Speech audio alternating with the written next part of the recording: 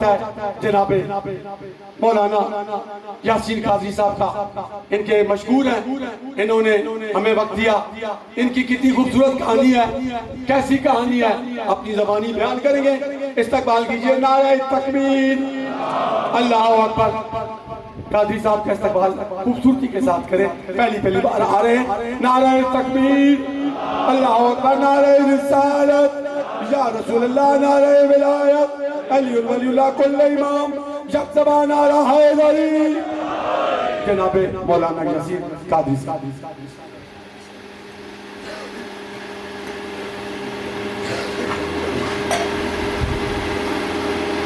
نحمدہ ونصلی ونسلم علی سیدنا و مولانا محمد وعلی آل محمد.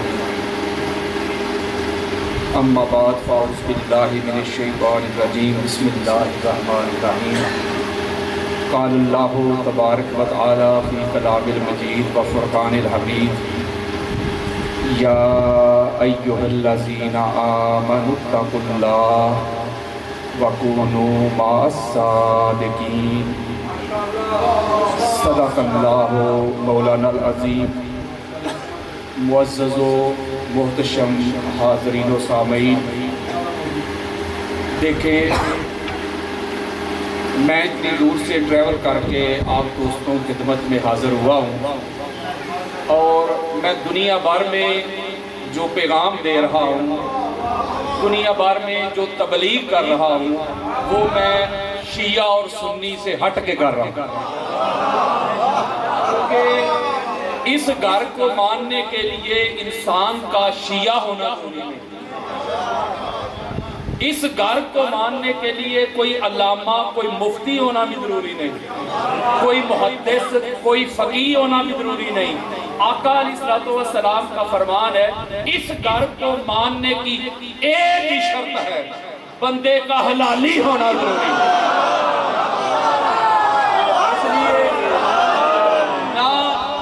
کسی سے لڑائی،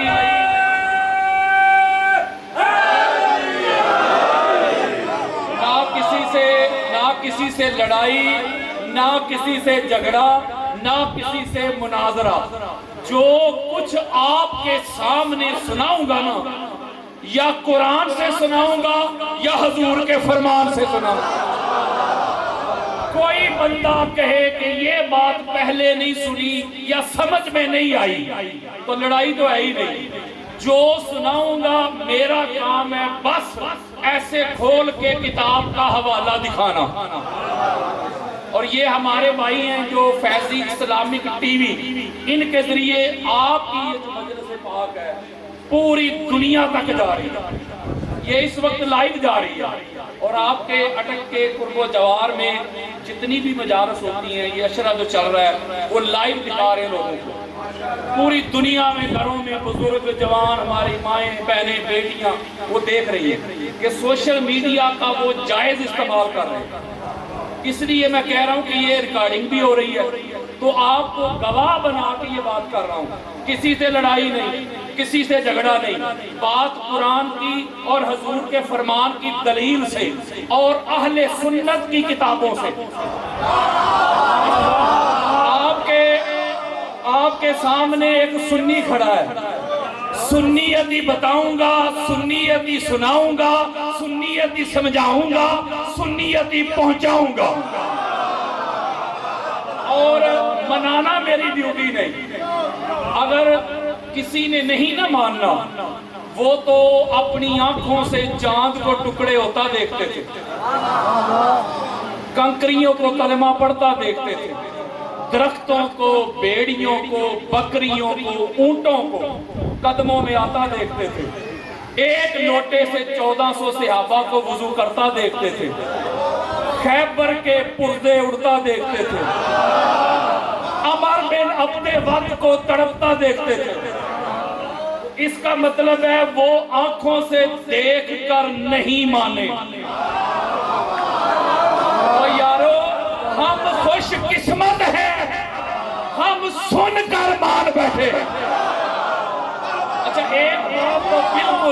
ایک بات بات تو بالکل کلیئر ہو گئی نا کہ ماننے کا تعلق دکھنے دکھانے سے نہیں.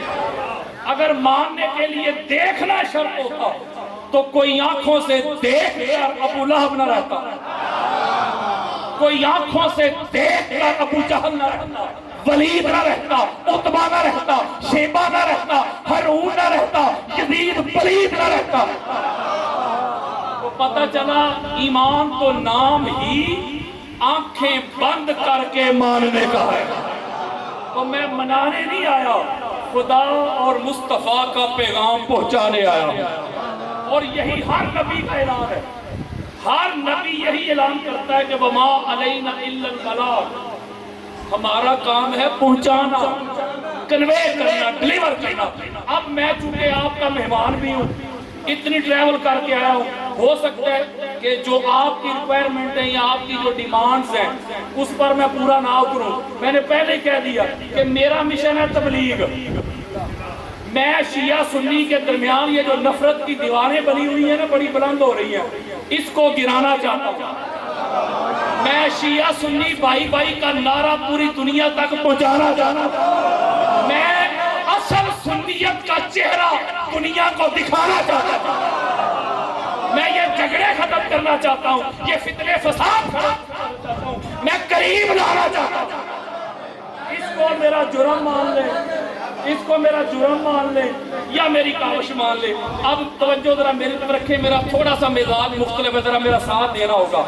قرآن مجید فرقان حمید میں جب اللہ خطاب کرتے ہیں نا کہ یا ایھا الذین آمنوا, اے ایمان والو, ان کو اے ایمان والو, تو جب اللہ یہ اس وقت وحی نازل کرتا ہے تو اس وقت جب اللہ مخاطب کرتا ہے, اس وقت اللہ کے مخاطب پتہ ہے کون ہوتے ہیں؟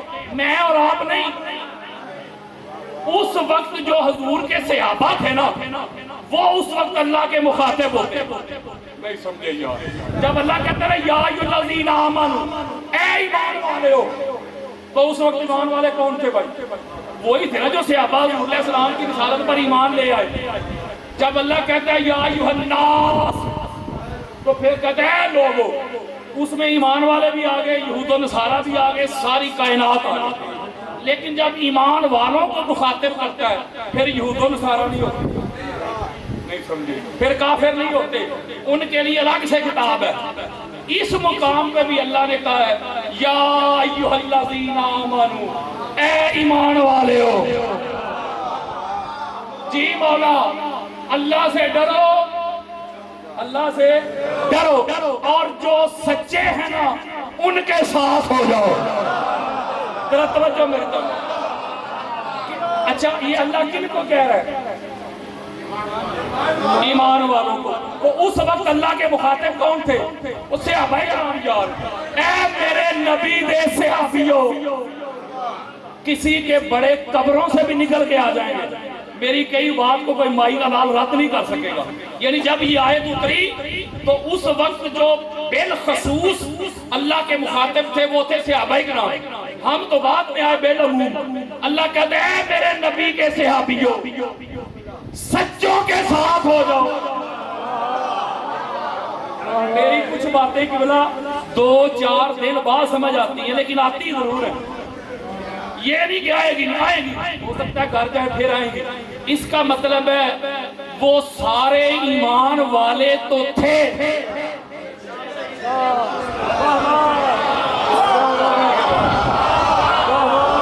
میں کہتا ہوں اگر سارا مجمع ہو لاہور کا, سارے مجمع لاہور کا, ٹھیک ہے نا, ایک بندہ بھی اٹک کا نہ ہو, تو میں کہوں جو گجرانوالہ کے بندے بیٹھے سارے کہ جو گجرانوالہ سے آئے ہیں وہ سارے ادھر آئے گجرانوالہ والوں کے ساتھ, تو وہ کہیں گے سارے گجرانوالہ تھے.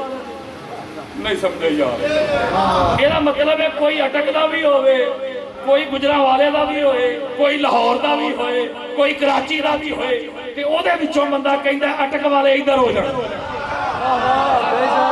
اگر تو سارے ہی ایک کیٹیگری میں تھے, حضور علیہ السلام کے صحابہ سچے ہیں, یہ نہ کل کو کوئی مولوی سپیکر آن کر دے علامہ صاحب معاذ سے برسی اٹھا کہہ گئے. میری بات توجہ کے ساتھ سنو, اللہ صحابہ کوئی کہہ رہا ہے, صحابہ کو ہی مخاطب کر رہا ہے کہ صحابہ ہے میرے نبی کے صحابیوں، تم بھی سچے ہو، لیکن تم میں جو سب سے سچے ہیں نا ان کی بیعت میں آ جاؤ، ان کی رفاقت میں آ جاؤ، ان کی بیعت میں آ جاؤ، ان کے کرم میں آ جاؤ، ان کی سنگت میں آ جاؤ۔ اچھا، ایک ہوتا ہے سچا، ایک اس کی صفت ہے، پھر اس سے ذرا بڑا کوئی سچا وہ ہوتا ہے صادق، اس سے بڑا سچا کوئی، اس سے بڑا سچا وہ ہوتا ہے صدیق، وہ صادق سے بڑا سچا کوئی، اس سے بڑا سچا اسے کہتے ہیں صدیق اکبر۔ کیا کہتے ہیں؟ اچھا میں مختصر کرنے لگا ہوں، وہ سچے بیان کرنے لگا ہوں، وہ جن کی بیعت میں آنا ہے، جن کی سنگت میں آنا ہے، جن کی رفاقت میں آنا ہے، جن کے ساتھ ہونا ہے۔ اللہ جو کہہ رہے ہیں صحابہ کو کہہ رہے ہیں، صحابہ اکرام کو اللہ کہہ رہے ہیں کہ سچوں کے ساتھ ہو جاؤ۔ اس کا مطلب ہے کہ جو مبالغے کا صیغہ ہے، جو سب سے بڑا سچا ہوگا اسے کہتے ہیں صدیق اکبر۔ اہل سنت کی صحاح ستہ کی چوٹی کی کتاب دینے لگا ہوں، ابن ماجہ۔ کون سی کتاب؟ صحاح ستہ ابن ماجہ، اہل سنت کی چوٹی کی کتاب۔ جو خود کو سنی کہے اس کتاب کو نہ مانے سنی نہیں۔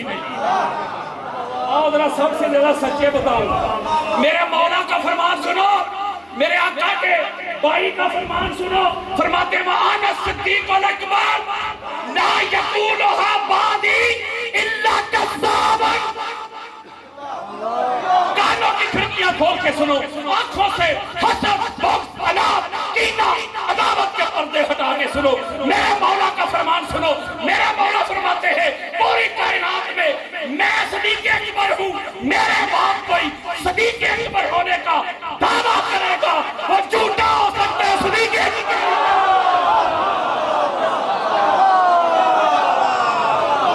سب سے بڑا سچا۔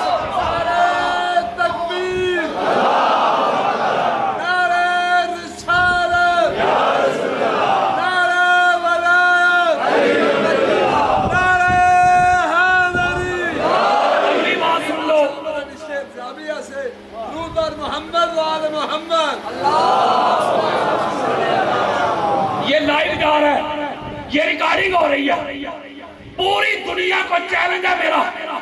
بخاری، مسلم، ابو داؤد، نسائی، ترمذی، حاکم، طستلانی، اسقلانی، سیوطی، بہقی، طبرانی، قاضی عیاض، ابن حجر مکی، خطیب بغدادی، کسی گان کا کوئی محدث، کوئی فقیہ، کوئی مجدد، کوئی مفسر، کوئی مورخ لے آئے کائنات میں صرف صدیق اکبر کا ٹائٹل مولا علی علیہ السلام کے لیے۔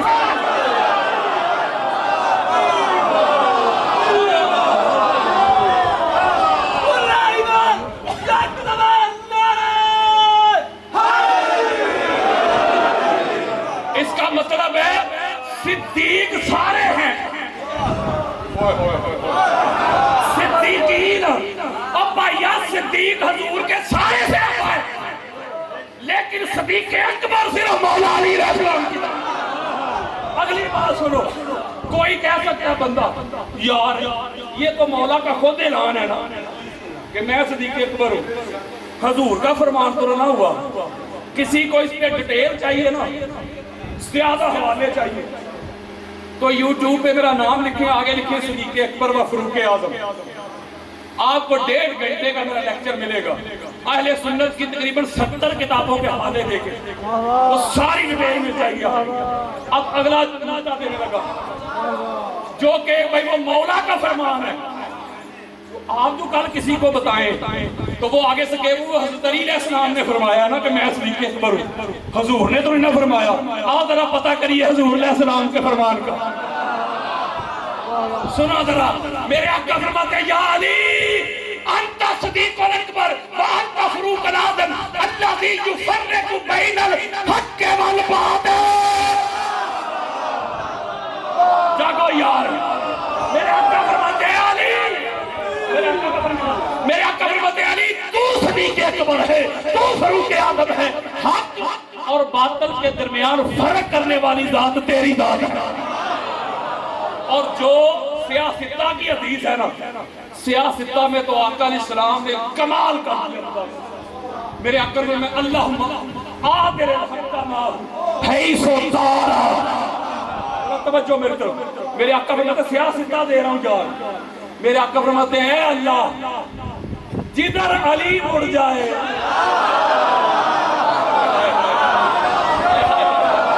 جدھر علی پھر جائے، مولا جدھر علی مڑ جائے نا، حق کو ادھر موڑ دو جا.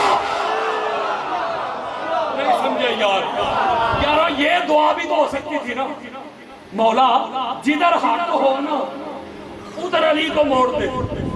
نہیں سمجھے یار، او بھائیا یہ دعا نہیں ہو سکتی تھی کہ اللہ جدھر حق ہو نا تو علی کو ادھر پھیر دینا، ادھر موڑ دینا. نا مولوی جی، میرے آقا فرماتے ہیں مولا نہیں، جدھر علی مڑ جائے حق کو ادھر موڑ دینا. پتا چلا علی حق پر نہیں، اور حق علی کی اطاعت میں ہے. یہ تو سراپا حق ہے، یہ حق ہے. اسی لیے تو حضور نے فرمایا تھا نا کہ الحق و مالک والی حق علی کے ساتھ، علی حق کے ساتھ. اس کا مطلب ہے کہ حق ہی وہ ہے جو علی کے ساتھ ہے. پرسوں سمجھو گے، حق ہی وہ ہے جو مولا علی کے ساتھ ہے. جو ان کے ساتھ نہیں وہ حق نہیں، وہ باطل ہے. اس کا مطلب ہے پہلا صدیق اکبر سب سے بڑا سچا، ٹھیک ہو گیا، مولا کل.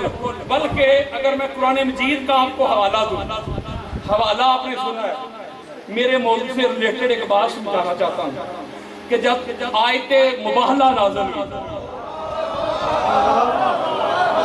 یعنی سارے صحابہ اکرام وہ صدیق ہے، سچے. بڑی خاص بات دینے لگا ہوں، امہات المومنین بھی سچی تھے، سب سچے جو حضور علیہ السلام کے وفادار ہیں، جنہوں نے حضور علیہ السلام کا ساتھ دیا، تن من دن لٹایا، ٹھیک ہو گیا.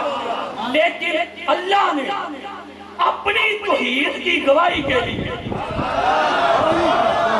اور نماز کے لیے نہیں یار، روزے کی گواہی کے لیے نہیں، حج کے لیے نہیں، وہ کہتے تھے عیسیٰ علیہ السلام اللہ کا بیٹا ہے. نہیں سمجھے؟ حضور فرماتے تھے نہیں، وہ اللہ کے بندے اور رسول ہے. اس کا مطلب ہے اللہ نے اپنی توحید کی گواہی کے لیے، وہ ایک ہے، وہ ایک ہے، اس گواہی کے لیے پوری کائنات میں اللہ کو جو 5 سچے نظر آئے ہیں،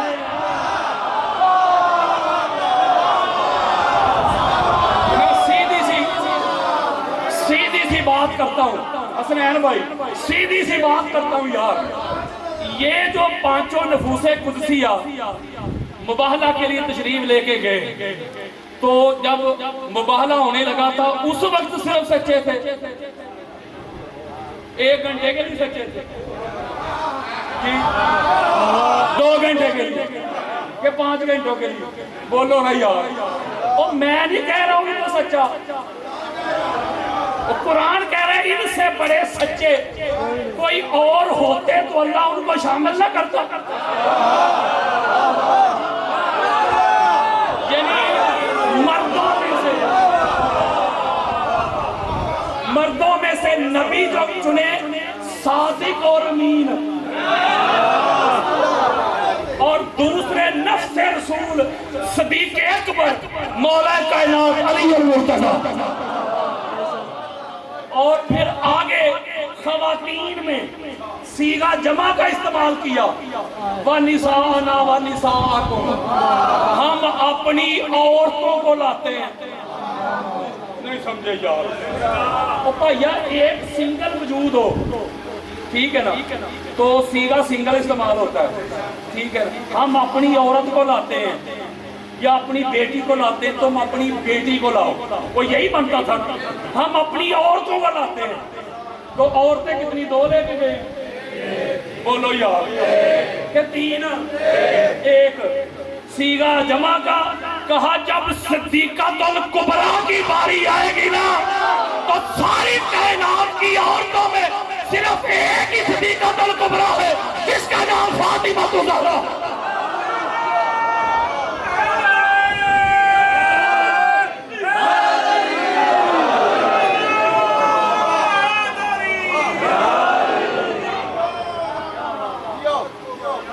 اچھا یار میری نہ مانے، مجھے دفع کرو، ام المومنین حضرت عائشہ صدیقہ کی مان لیں یار رضی اللہ تعالیٰ عنہ۔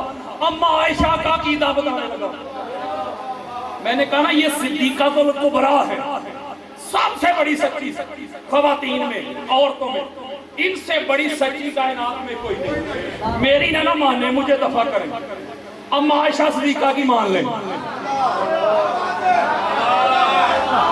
اے حضرت عائشہ صدیقہ کو ماننے والوں، ان کو مان دے ہو، ان کی کیوں نہیں مانتے؟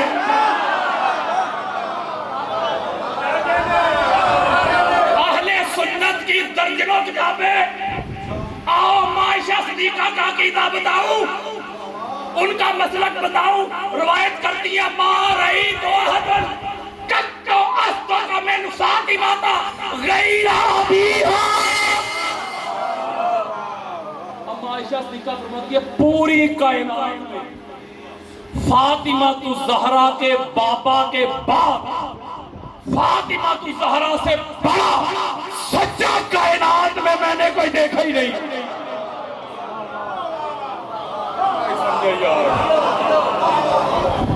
یارو میں عائشہ صدیقہ کا عقیدہ بتا رہا ہوں۔ آپ فرماتی ہیں سب سے بڑے مردوں میں سچے حضور، اور حضور کے بعد خواتین میں جو صدیقۃ الکبریٰ ہے ان کا نام فاطمہ الزہرا ہے سلام اللہ علیہ۔ پھر میں ایک ہاتھ جوڑ کے بات کروں،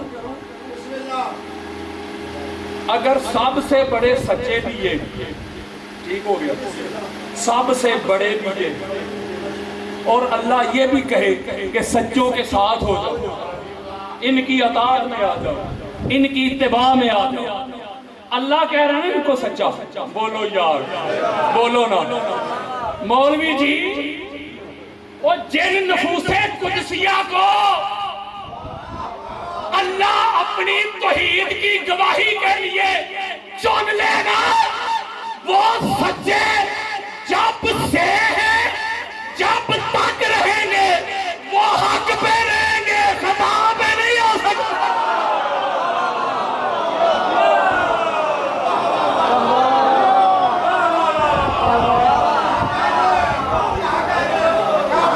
یہ جو خطا ہوتی ہے نا، خطا غلطی، یہ چیزیں جو ہوتی ہیں یہ ان سے اللہ نے دور کر دی ہے۔ کیا کر دیا؟ ہر چیز دور کر کے ان کو منزہ اور مصفہ پاک طاہر کر دیا، یعنی ان جیسا کائنات میں کوئی نہیں۔ آج کل اگر انٹرنیٹ پہ دیکھیں آپ، ہم جب بات کرتے ہیں تو ہم پتہ کیا کہتے ہیں؟ ہم اکثر کہتے ہیں نا پنجابی میں صدقہ پنجاتے 12 دا کیا گزرا یار۔ اس پر میرا پورا ایک لیکچر آ گیا، وہ انشاءاللہ کل پرسوں تک آپ کو ملے گا۔ بے شمار لوگ، میں نام لیتا کسی کا، اتنی لمبی داڑھی ہے، اتنے لمبے معاملے، اور خود کو اہل سنت کا ٹھیکیدار کہنے والے، وہ تقریریں کر رہے ہیں اور کہہ رہے ہیں صدقہ 4 تے 12 دا۔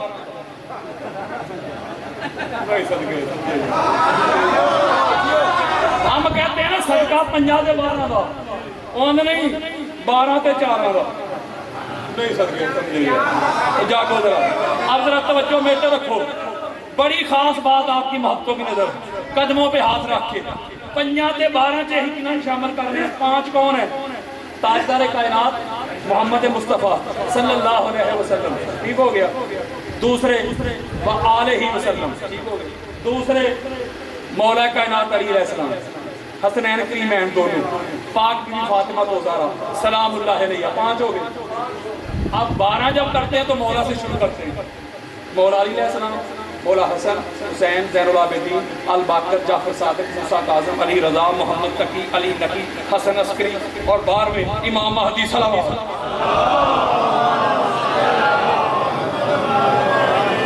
یہ 5 تے 12 ہو گئے نا جاگو یار مولوی کہتے نہیں 12 تے 4 اچھا اب میں پوچھتا ہوں 12 تے ہو گئے ہوئی تے 4 کیڑے 4 وہ کہتے ہیں خلفائے راشدین توجہ دا میری طرف حضرت ابوبکر حضرت عمر حضرت عثمان رضی اللہ عنہ اور مولا علی علیہ السلام یہی ہے نا 4 وہ بولو یار اب دلوں پہ ہاتھ رکھو اور ایمان سے فیصلہ کر کے بتاؤ مولوی یہ تو نے نکالا کن کو ہے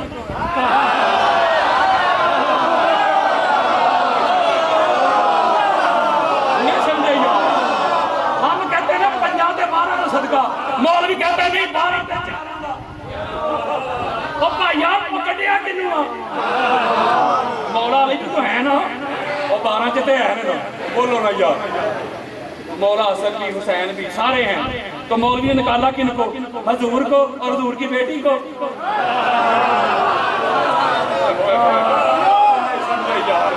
نہیں سمجھے یار تو ان کو ہی نکالا نا بولو یار جی ان کو نکالا تو اس میں شیعہ سنی والی بات ہے کوئی اے شیعہ نے جواب دے رہا ہے تو شیعہ نے جواب دے رہا ہے کہ اپنے ایمان کا بیڑا گرک کر رہے ہیں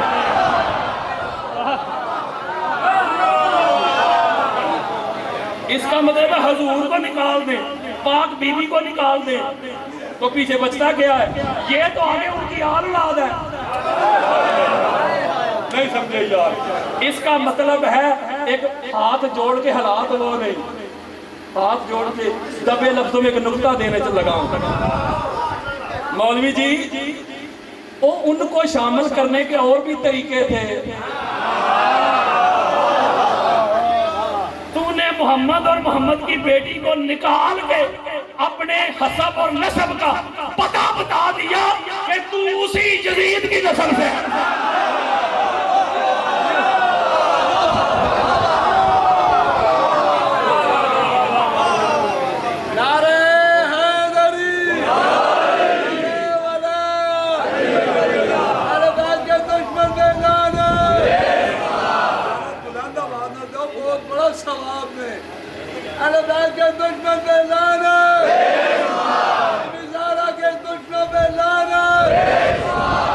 عمار ابن یاسر رضی اللہ تعالیٰ عنہ صحابی رسول سینہ ٹھنڈا نہیں ہوا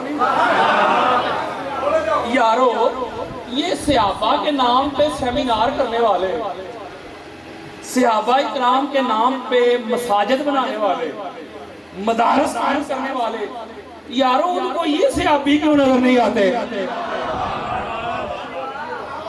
ان کو عمار ابن یاسر کیوں نظر نہیں آتے سلمان فارسی کیوں نظر نہیں آتے ابو ذر غفاری کیوں نظر نہیں آتے حضرت مقدام کیوں نظر نہیں آتے حضرت حذیفہ بن یمان کیوں نظر نہیں آتے حضرت جابر بن عبداللہ انصاری کیوں نظر نہیں آتے حضرت ابو طفیل کیوں نظر نہیں آتے عبداللہ بن مسعود کیوں نظر نہیں آتے اس کا مطلب ہے یہ اس لیے نظر نہیں آتے یہ حضور کے صحابی بھی تھے مولا کے غلام بھی تھے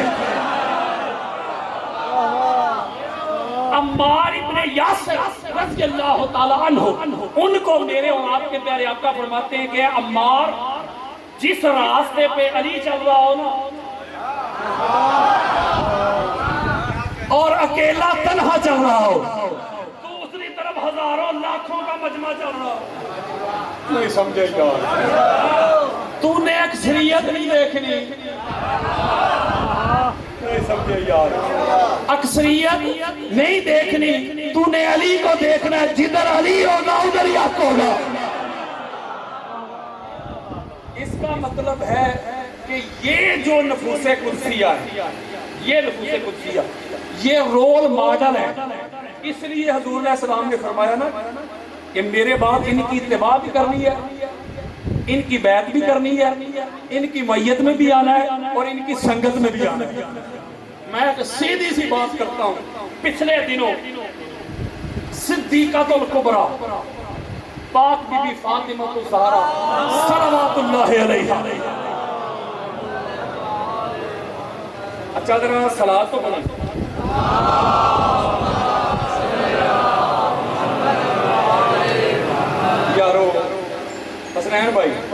یارو آپ کا مہمان بھی ہوں قبلہ، میں آپ کو کہہ رہا ہوں کہ صلوات پڑھیں، آپ کو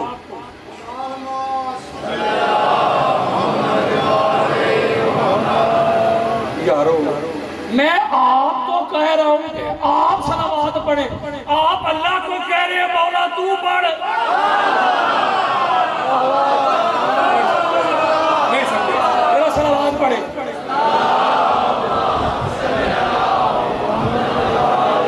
اے ہمارے اللہ،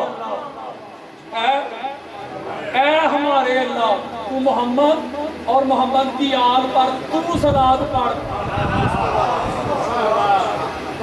یارو میں آپ کو کہہ رہا ہوں، آپ اللہ کو کہہ رہے ہیں تو پڑھ۔ مولا بات عقل کے خانے میں فٹ نہیں ہوئی، میں نے نماز پڑھی، میں نے پڑھی، میں فائل تھا، میں نے روزہ رکھا، میں فائل تھا، میں نے حج کیا، میں حاجی صاحب، نہیں سمجھے؟ میں نے خطاب کیا، میں مقرر، میں خطیب، ٹھیک ہو گیا، میں نے نعت پڑھی، میں ثنا تھا، ٹھیک ہے، میں نے عبادت کی، میں آپ ہر عبادت میں تھا۔ جب محمد اور آل محمد پر درود پڑھنے کا وقت آیا تو مولا تو نے کہا تو نکل، کوئی درود پڑھ لیں آپ یار، کسی بھی گھر کا درود میں اللہ نے کسی کو فائل ہی نہیں رکھا۔ آپ اللہم صلی علی محمد آل محمد پڑھے، آپ اللہم صلی علی محمد وعلی آل محمد پڑھے درود ابراہیم، آپ الصلاۃ والسلام علیکہ یا رسول اللہ یہ پڑھے، کوئی درود پڑھ لے صلی اللہ علیہ وآلہ وسلم پڑھ لے، کسی درود میں بھی اللہ نے مجھے اور آپ کو فائل رکھے ہی نہیں۔ مولا کیوں؟ اللہ نے کہا کہ یہ ایسے پاک ہیں، ان پر میں بھی پڑھتا ہوں، میرے پاک فرشتے بھی پڑھتے ہیں، اور تمہیں بھی کہا ہے کہ پڑھو، اور کیسے پڑھو؟ تم ڈائریکٹ براہ راست پڑھ نہیں سکتے، تو پھر مولا کیا کرے؟ اللہ نے کہا جب تم نے محمد اور آل محمد پر درود پڑھنا ہونا تم مجھے کہا کرو، میں ان کی شان کے مطابق پڑھا کروں گا۔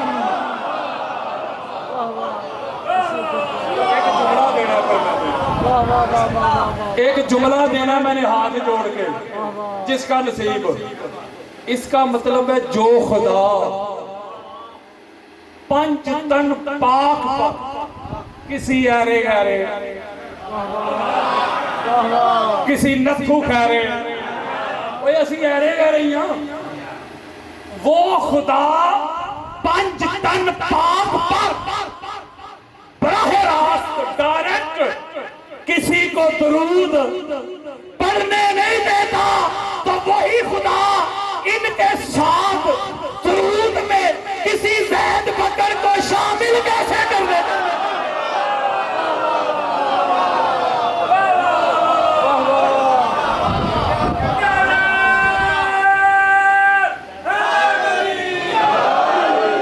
اس کا مطلب ہے درود صرف محمد اور محمد کی آل پر ہے صلی اللہ علیہ وآلہ وسلم۔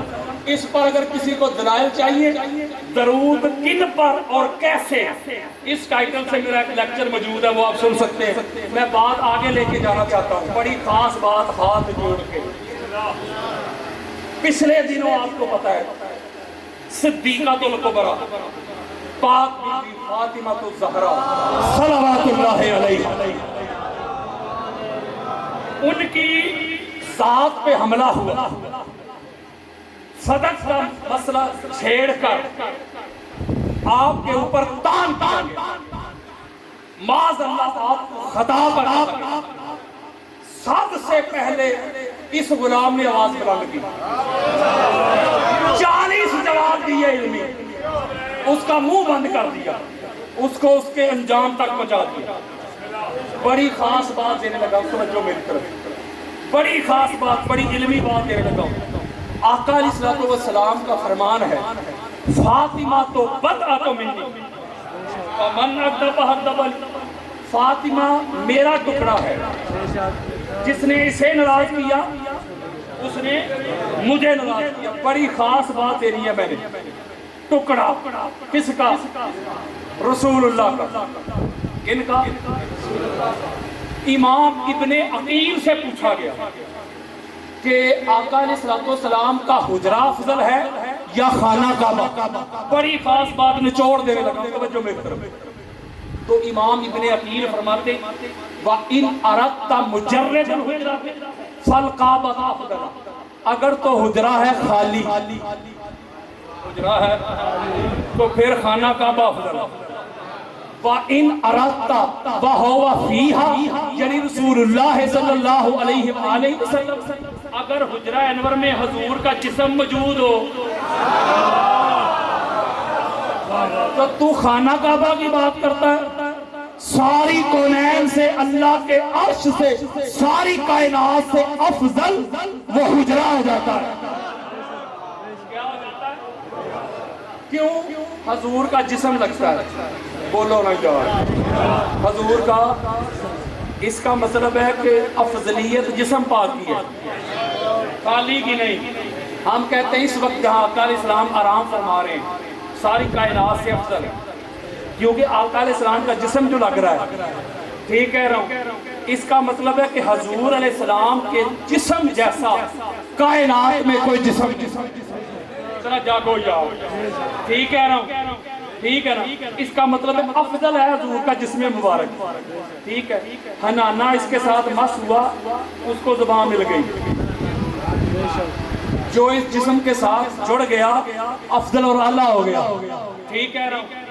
حضرت ابن عقیل فرماتے ہیں اگر حضور کا جسم حجرے سے لگ جائے، حجرہ کونین سے، واہ مولوی تیری دو نمبری، وہ جسم حجرے سے لگ جائے تو حجرہ کائنات سے افضل ہو جائے، تو حضور علیہ السلام فرماتے ہیں فاطمہ اسی جسم کا ٹکڑا ہے،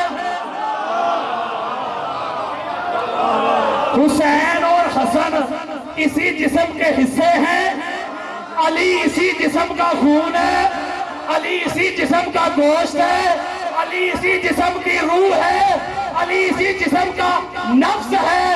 مولوی وہ حجرے سے جسم بس ہو تو حجرہ کائنات سے افضل ہو جائے، تو ان کو چھوڑ کر کوئی زید بکر کیسے افضل والا ہو سکتا ہے؟ اور اگلی بات سنو ذرا، اگلی بات سنو، قرآن مجید کی 114 سورتیں، کتنی؟ سب کو جمع کریں تو پورا قرآن، ٹھیک ہو گیا؟ بولو یار، 114 جمع ہو جائیں پورا قرآن۔ اگر میرے ہاتھ میں ہو سورہ یاسین، چلو سورہ کوثر ہاتھ میں پکڑی ہو، میں اس بچے کو کہہ دوں سورہ کوثر میرے ایسے ہاتھ میں ہو، اس بچے کو بیٹا ادھر آؤ، یہ سورہ پکڑو ادھر رکھ دو، یہ سورہ کوثر میرے ہاتھ میں ہے، اس کو پکڑو اور ادھر رکھ دو زمین پر۔ یہ چھوٹا سا بچہ کہے گا مولوی جی مات ماری گئی، کیوں؟ میں کہوں گا کیوں؟ یار قرآن کا ٹکڑا ہے۔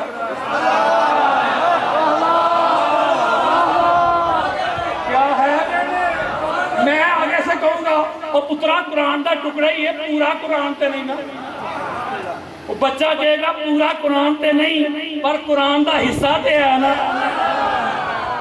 قرآن کا جز تو ہے نا۔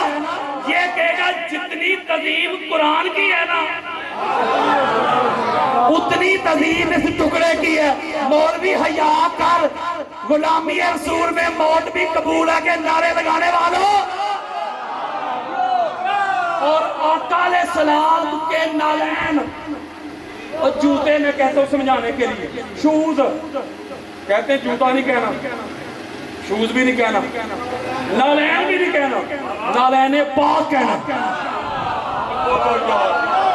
کیا کہنا ہے؟ سینے سے لگانے، سر پہ سجانے، کیا؟ نالین پاک، جوتا نہیں کہنا۔ کیوں؟ شرم نہیں آتی؟ بے ادبی ہوتی ہے۔ میں پوچھتا ہوں کہ نالین کا حضور کے جسم مبارک میں مقام کیا ہے؟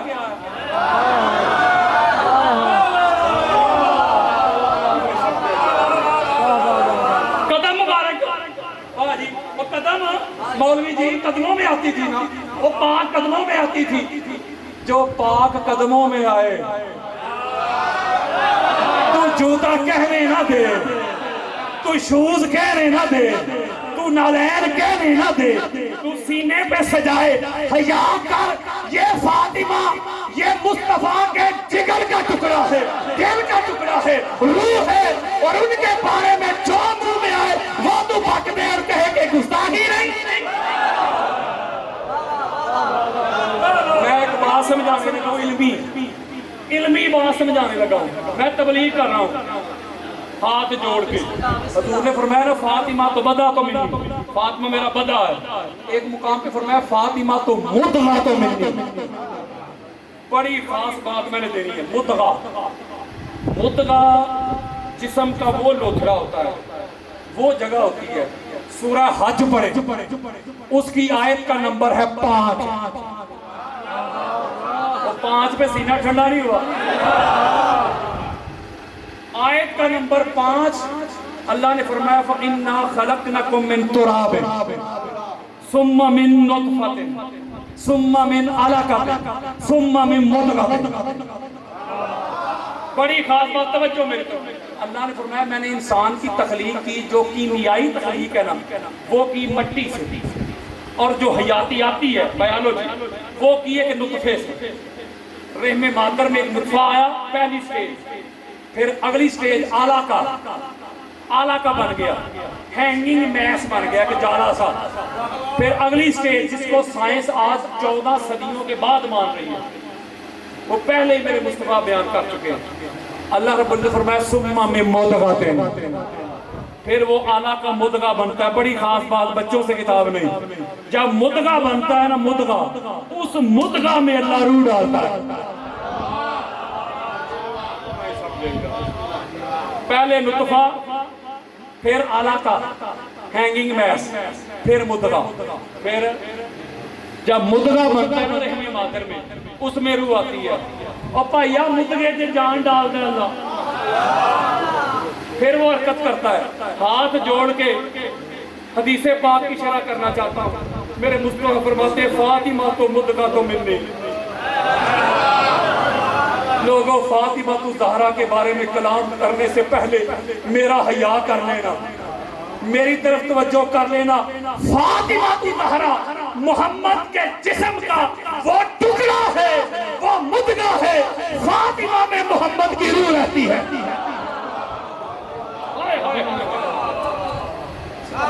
مدغہ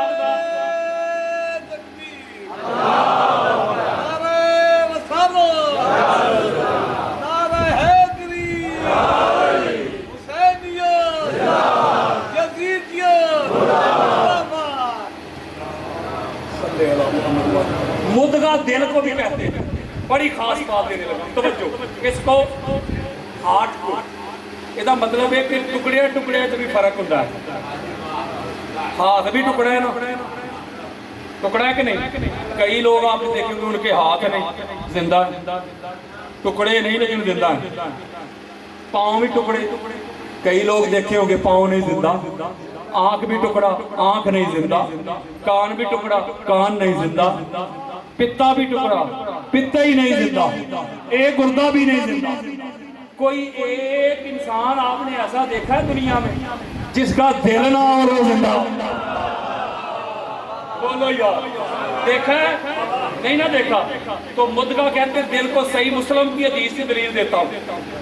میرے آقا فرماتے ہیں کہ ان فی الجسد مدغہ، انسان کے جسد میں، جسم میں ایک مدغہ ہوتا ہے.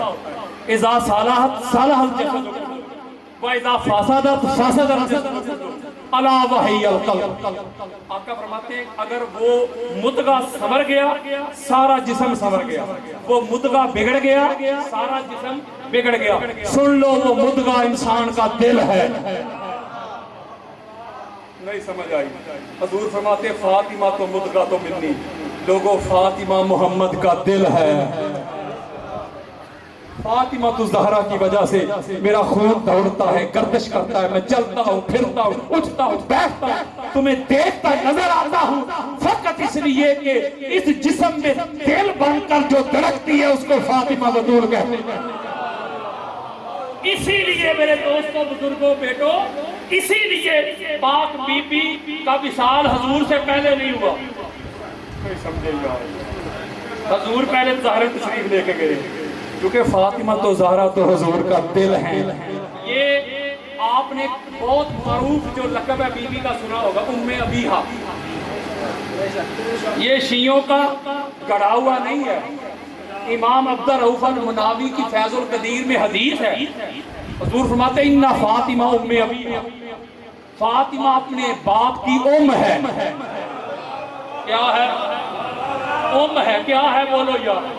ام، توجہ ذرا متر بڑا نچوڑ دیں لگ۔ ام کا معنی ہوتا ہے اصل، اوریجن، بگننگ، جڑ، روٹ، خمیر، جس سے کسی چیز کی ابتدا ہو نا، آغاز ہو، اسے ام کہتے ہیں۔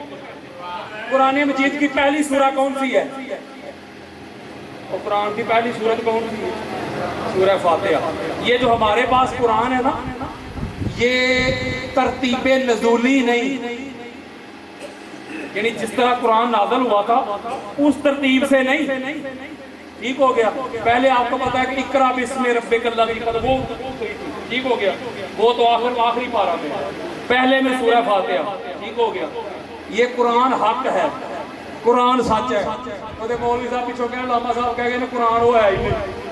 میں کہہ رہا ہوں ترتیب نزولی نہیں۔ اچھا، قرآن شروع ہو رہا ہے سورہ فاتحہ سے، قرآن کا آغاز سورہ فاتحہ، قرآن کی بگننگ سورہ فاتحہ، اسے کہتے ہیں ام القرآن، قرآن کی ام۔ قرآن کی ماں کو بھی پتا ہے کیوں ام کہتے ہیں؟ ماں بھی اس لیے ام ہے کہ بچے کی ابتدا ماں سے، بچے کا آغاز ماں سے، اس لیے وہ ام ہے۔ اس کا مطلب ہے پوری دنیا میں پانی پانی تھا، زمین کا پہلا ٹکڑا جو نمودار ہوا، بڑی خاص مطلب کلوز کر رہا ہوں توجہ میری طرف، پہلا ٹکڑا جو زمین کا نمودار ہوا وہ شہر مکہ کا تھا۔ تو قرآن پڑھیں، اللہ نے شہر مکہ کو ام القرآن کہا، یعنی کریا کی ام، بگنی، آغاز۔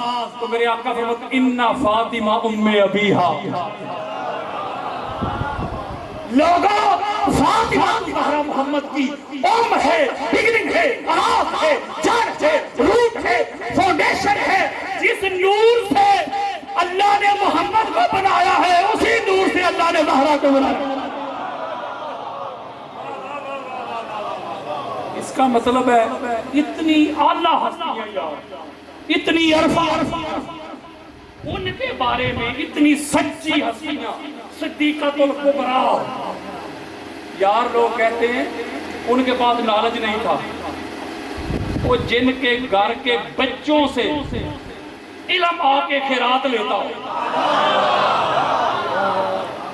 کوئی سمجھے یار، مولا علی علیہ السلام کے علم پر دلائل دینے کی ضرورت نہیں مجھے، آپ کو پتہ ہے کائنات میں ان جیسا صاحب علم دنیا میں نہیں۔ توجہ میری طرف، حضور نے فرمایا، ٹھیک ہو گیا۔ اسی طرح مسجد نبوی کا صحن ہے، امام عبد الرؤف المناوی فیض القدیر میں لے کے بڑی خاص بات دینے لگا ہوں۔ سارے صحابہ بیٹھے ہوئے، میرے اور آپ کے پیارے آقا فرماتے ہیں کہ بتاؤ عورت کی سب سے اعلیٰ خوبی کیا ہے؟ سب سے اعلیٰ خوبی کیا ہے؟ ہر صحابی نے اپنی اپنی عقل فہم ادراک کے مطابق جواب دیا، حضور علیہ السلام نے قبول نہ کیا۔ مولا علی علیہ السلام، آپ آقا علیہ السلام کی بارگاہ میں عرض کرتے ہیں، آقا عورت کی سب سے بہترین اور اعلیٰ خوبی یہ ہے کہ وہ غیر محرم کو نہ دیکھے۔ توجہ میری طرف، توجہ میری طرف۔ آقا علیہ السلام فرماتے ہیں علی جو جواب میں چاہتا تھا یہ وہ نہیں، یعنی آقا علیہ السلام نے جواب قبول نہیں کیا۔ مولا علی علیہ السلام جو آقا علیہ السلام کا علم کا دروازہ ہے، آپ بڑے پریشان ہیں، بڑے غمگین ہیں، گھر تشریف لے آئے آرام سے لیٹ کے۔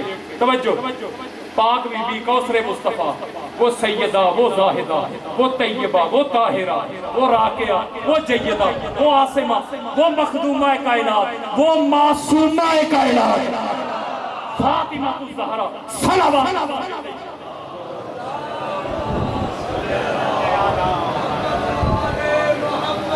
آپ فرماتی ہیں علی کیا بات ہے، آپ پریشان لگتے ہیں، کیا وجہ ہے؟ تو مولا علی علیہ السلام فرماتے ہیں کہ آج آقا علیہ السلام نے سوال کیا تھا مسجد نبوی کے سین سے کہ عورت کی سب سے بہترین اور اعلیٰ خوبی کیا ہے؟ تو میں نے کہا تھا آقا کہ عورت کی سب سے بہترین خوبی یہ ہے کہ وہ غیر محرم کو نہ دیکھے۔ آقا علیہ السلام نے جواب قبول نہیں کیا، اس لیے پریشان۔ تو پاک بی بی سیدہ زاہدہ جن کو کہہ رہے کہ علم نہیں تھا، ملا ملوائیں، آپ فرماتی ہیں نہیں علی، عورت کی سب سے بڑی خوبی یہ نہیں کہ وہ غیر محرم کو نہ دیکھے، عورت کی سب سے بہترین اور اعلیٰ خوبی یہ ہے کہ وہ خود کو ایسا رکھے کہ غیر محرم اسے نہ دیکھے۔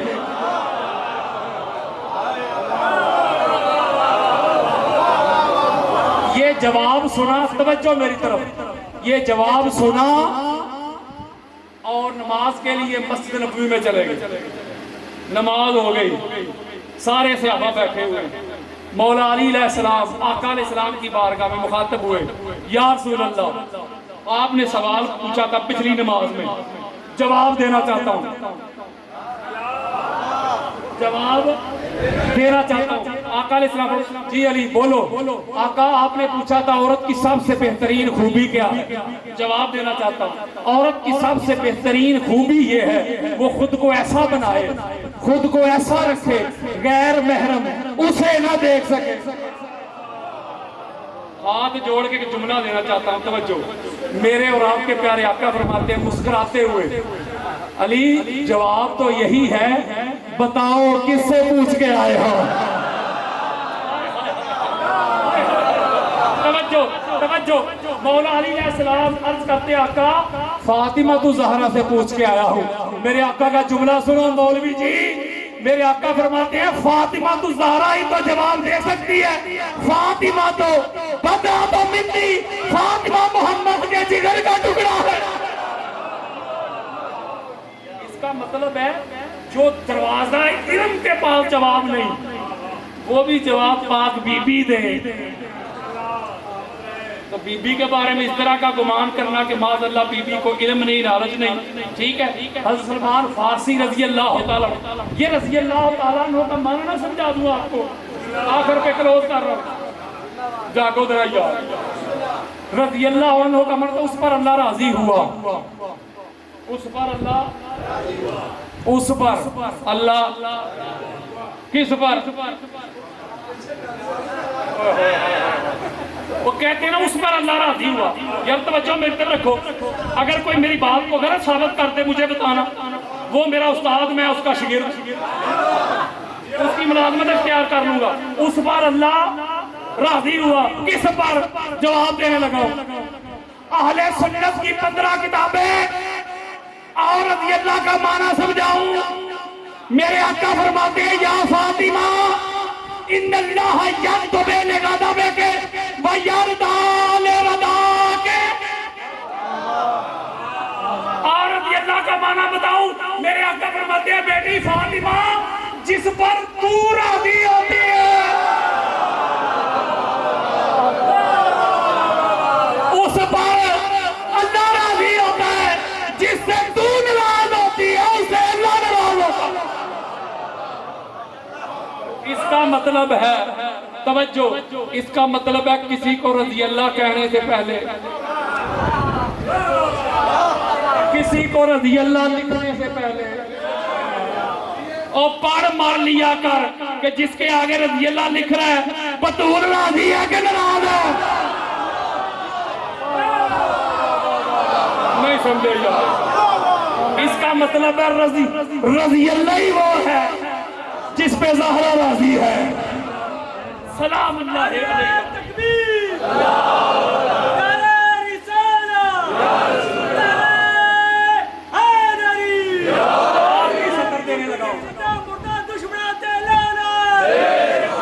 آخری صدر دینے لگا ہوں جب امیر مختار شخصی رضی اللہ تعالیٰ عنہ، یار لوگوں کو وہ بھی برداشت نہیں ہوتے، غم نہیں ہوتے، ان پر بھی میری تحقیق پوری ہو گئی ہے۔ توجہ میری طرف، جب وہ قاتلان حسین علیہ السلام کو فاصلے جہنم کرتا تھا نا، توجہ میری طرف، ہاتھ جوڑ کے ان سے سوال کرتا تھا قتل کرنے سے پہلے کہ بتاؤ جب تم نے میرے حسین کا سب کچھ لوٹ لیا، جب تم نے انگوٹھیاں چھین لی، تم نے لباس اتار لیے، تم نے امامے تلواریں سارا کچھ لوٹ لیا، ایک بات کا جواب دو کہ تم نے خیموں کو آگ کیوں لگائی تھی؟ بڑے قیمتی خیمے تھے، وہ بھی لوٹ لیتے، جا کے ان کو بیچ دیتے، سیل کر دیتے، بڑے قیمتی تھے، آگ کیوں لگائی تھی؟ تو وہ کوفی یزیدی جواب دیتے، ہم نے کیا دیکھا کہ جب امام حسین علیہ السلام کا سارا خاندان شہید ہو گیا تو پاک زہرا کی پاک بیٹیاں علی اور مرتضیٰ کی بیٹیاں، محمد مصطفیٰ کی بیٹیاں، وہ ایک خیمے کے اندر ایک دوسرے کے ساتھ چمٹ گئے تھے۔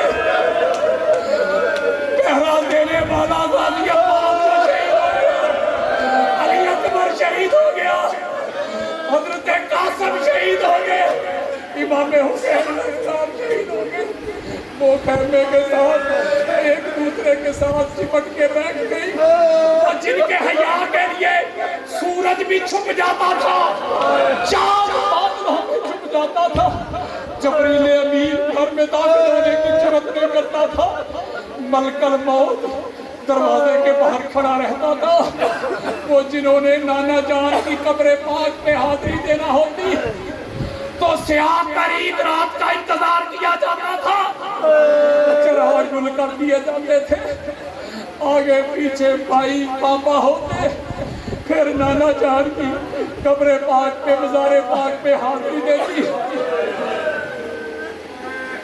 جن کو مدینہ کی گلیوں بازاروں کا پتہ نہیں تھا،